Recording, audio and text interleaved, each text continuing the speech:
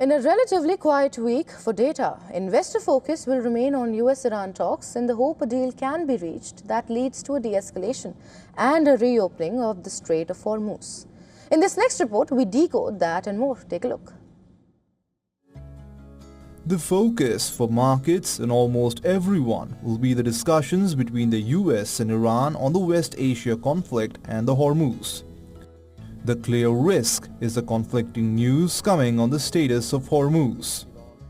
Failure of a deal will undoubtedly hit risk assets and prompt a rebound in the dollar, as markets price the prospect of higher for longer inflation, weaker growth, and the Federal Reserve constrained from cutting interest rates.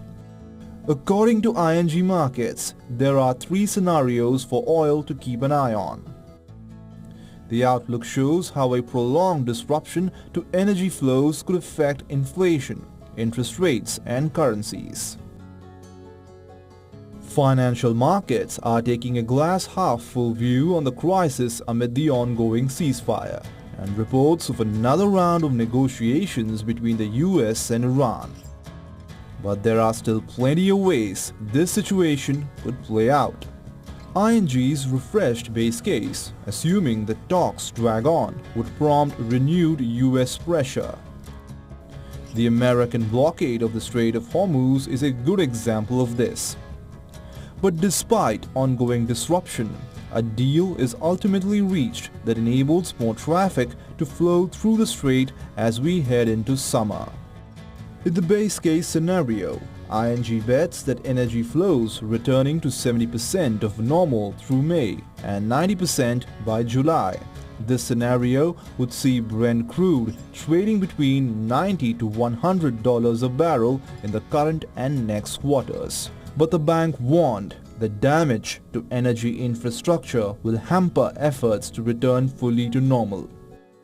Alternatively, a scenario where prolonged disruption means flows return to only 60% of normal by the end of June, takes oil prices back above $100 and keeps them there for the remainder of 2026. Natural gas prices show further upside too.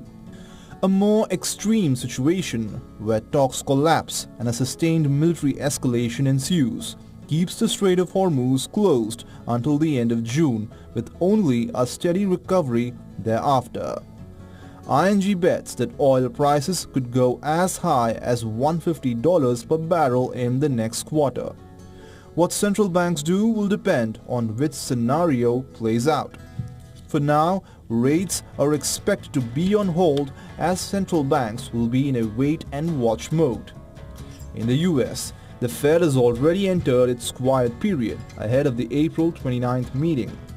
But it will still be drawing headlines given Kevin Warsh's confirmation hearing to become the next chair is being held on April 21st.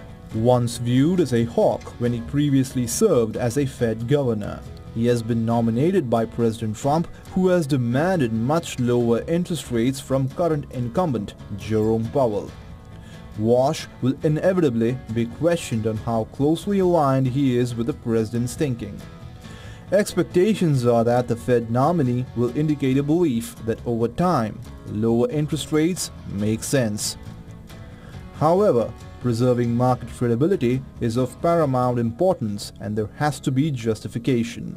Separately, investors will also look at Indonesia and the Philippines' interest rate decisions in Asia.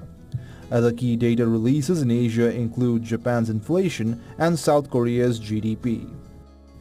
Business Bureau, WION World is One.